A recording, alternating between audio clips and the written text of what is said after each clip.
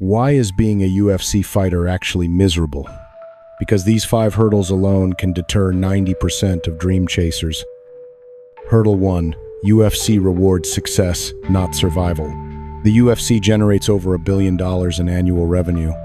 Only 15–20% of that goes to fighters. Among this share, 50–70% is claimed by top PPV, pay-per-view draws. What's left is for the vast majority of mid-tier and lower-ranked fighters.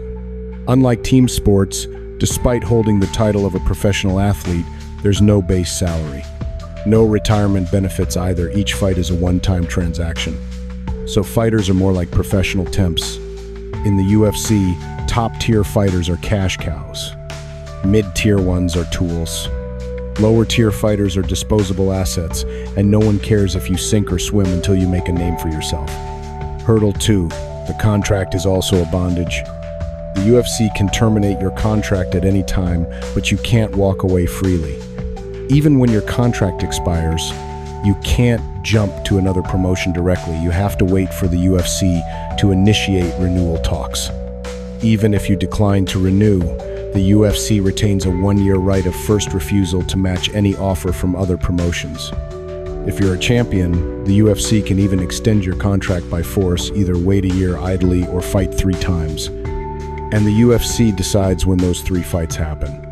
If you're still a champion after those 3 bouts and retire on the spot, you can't compete in other promotions or engage in any other combat sports-related events if you have remaining contracted fights. Your personal sponsors can't be brought into the UFC, but the UFC can use your likeness, fight highlights, and promotional materials to secure sponsorships, and they own these rights permanently. Even if you want to use your UFC title in any agreement, you need the UFC's approval. Hurdle 3. Bonus rewards are just carrot-on-a-stick lures.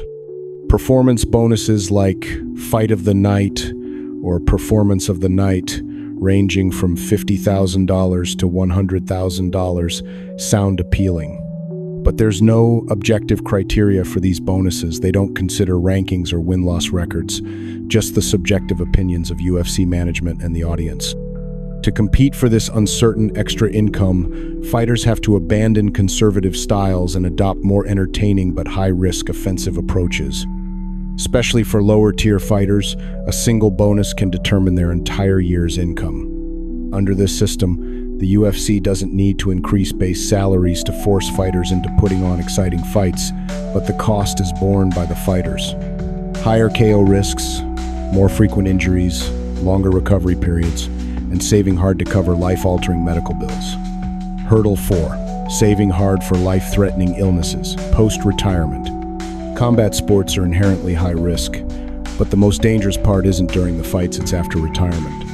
The UFC does provide insurance that covers injuries during fights, training camps, or within the contract period. But career-long wear and tear injuries aren't covered, and the UFC's maximum single insurance payout is only $50,000. Diseases like CTE, chronic traumatic encephalopathy, can cost tens of thousands of dollars annually in treatment. It often manifests in younger retired fighters, 5 to 10 years after they hang up their gloves, with symptoms like depression, dementia, aggression, suicidal tendencies, and memory loss that lasts until death. Other cumulative injuries like liver damage, arthritis, and ligament tears also flare up concentratedly after retirement. Hurdle 5. The torturous weight cut arms race.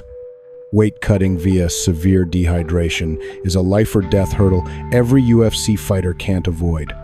The UFC doesn't mandate extreme weight cutting, but the intense arms race for a size advantage leaves fighters with no choice but to join in. Either accept your opponent having a 20 to 30 pound size advantage, or endure the torture of dehydration. The cost of this torture includes electrolyte imbalances, decreased blood plasma, reduced cerebrospinal fluid, and damage to the kidneys, heart, and gastrointestinal tract. If you also dream of becoming an MMA fighter and targeting the UFC, first ask yourself, can you get past these 5 hurdles